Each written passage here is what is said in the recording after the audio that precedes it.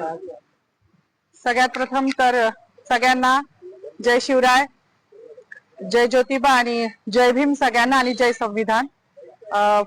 काय बोलावं मला काही समजत नाहीये,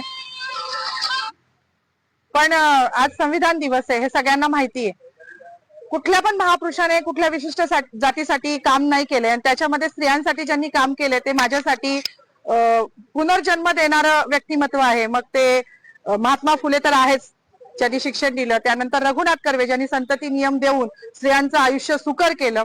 आणि तिसरे म्हणजे जे कायमच ज्यांना पिढ्यानपिढ्या त्यांचं ऋण फिटणार नाही असे डॉक्टर बाबासाहेब आंबेडकर, ज्यांनी हिंदू कोड बिल, म्हणजे आज मला शोकांतिका आहे की मी जेव्हा जय भीमचा नारा लावला तेव्हा मला पोलीस स्टेशनला घेऊन येणारी जी महिला होती तिला पण म्हटलं, बाई आज तुझी वर्दी घालून मला घेऊन चाली ना पोलीस स्टेशनला, हे पण त्या बाबासाहेबांची कृपा आहे बरं तुझ्यावर. मला हसायला आलं, मी अजूनही आनंदी आहे, मला काही वाईट वाटत नाहीये. माझी नोकरी, माझं प्रमोशन मला काहीच कळत नाही, कारण माझ्या बाबासाहेबांनी हिंदू कोड बिलाचा जो राजीनामा दिला होता तो माझ्यासारख्या महिलांसाठी दिला होता. त्यांना माहिती होतं का भविष्यात माधवी जाधव जन्माला येणार आहे नाशिकमध्ये आणि ती माझ्या अस्तित्वासाठी लढणार आहे, नव्हतं माहिती. पण आमचं अस्तित्व निर्माण व्हावं, आज ज्या बसल्या आहेत ना तिकडे मंत्रिमंडळात डोक्यावर पदर घेऊन निवडणुक्या पुरत्या, त्या पण बाबासाहेबांच्या जीवावर बसल्या आहेत.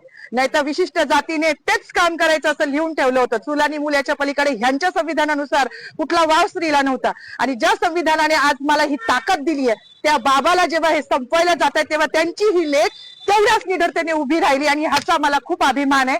जास्त काही बोलणार नाही. गिरीश महाजनांनी जो बाबासाहेबांचा अपमान केला आहे तो भरून निघण्यासारखा नाही. म्हणजे त्यांच्या दृष्टिकोनातून पाप धुवायला आता कुंभमेळा येतोय, तिथे जरी त्यांनी नदीत आंघोळ केली तरी तो धुतला जाणार नाही, इतकं मोठं पाप त्यांनी केलेलं आहे. त्यांचं पाप जेव्हा संविधानाच्याच मार्गाने त्यांच्यावर ॲट्रॉसिटी दाखल होईल ना तेव्हाच ते धुतलं जाईल. एवढीच माझी मागणी की त्यांच्यावर ॲट्रॉसिटी दाखल करावी, अन्यथा ह्याच ठिकाणी मी उपोषण चालू करणार आहे. केलंच आहे असं समजा, जोपर्यंत त्यांच्यावर ॲट्रॉसिटी दाखल होत नाही. बाकी मला काही म्हणायचं नाही. पुन्हा एकदा जय भीम. डॉक्टर बाबासाहेब आंबेडकरांचा, डॉक्टर बाबासाहेब आंबेडकरांचा, भारतीय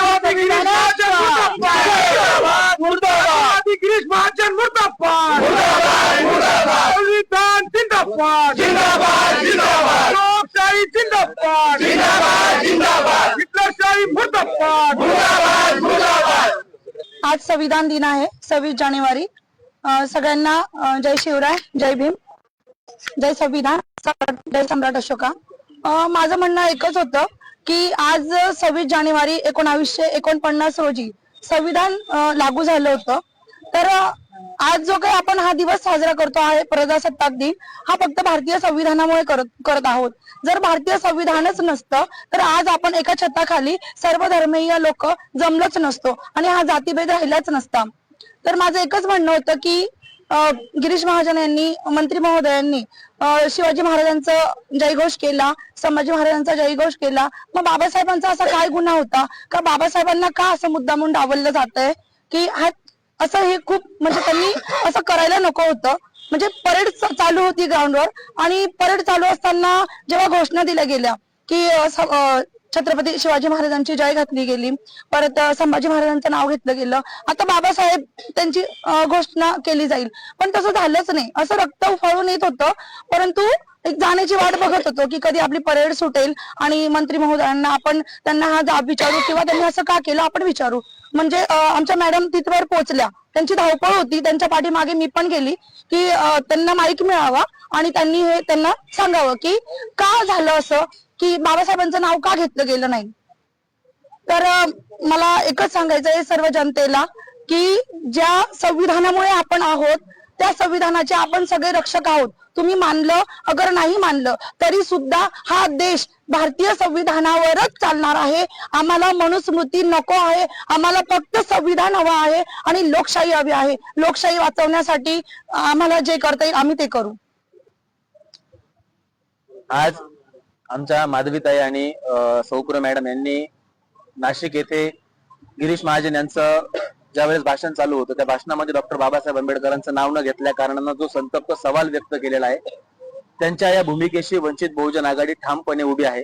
सुरुवातीपासूनच आम्ही त्यांना सांगितलं होतं की तुमची जी काही भूमिका असेल, तुमच्या अभिव्यक्ती स्वातंत्र्याचं हनन होणार नाही, तुमच्या अभिव्यक्ती स्वातंत्र्याला संरक्षण दिलं जाईल आणि तुमच्या पाठीमागे वंचित बहुजन आघाडी ठामपणे उभी राहील.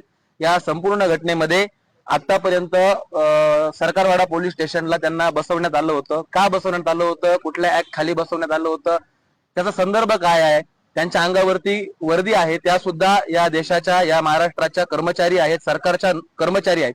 आणि कर्मचाऱ्यांसोबत असं वागणं, याचं नेमकं फलित काय आहे, याचा विचार काय आहे, हे सुद्धा आम्ही या प्रशासनाला विचारतोय. आणि मंत्री गिरीश महाजन यांनी डॉक्टर बाबासाहेब आंबेडकरांचं नाव न घेता जी RSS ची मानसिकता, भारतीय जनता पार्टीची मानसिकता उघड मांडलेली आहे, या मानसिकतेच्या विरोधात हा देश आहे.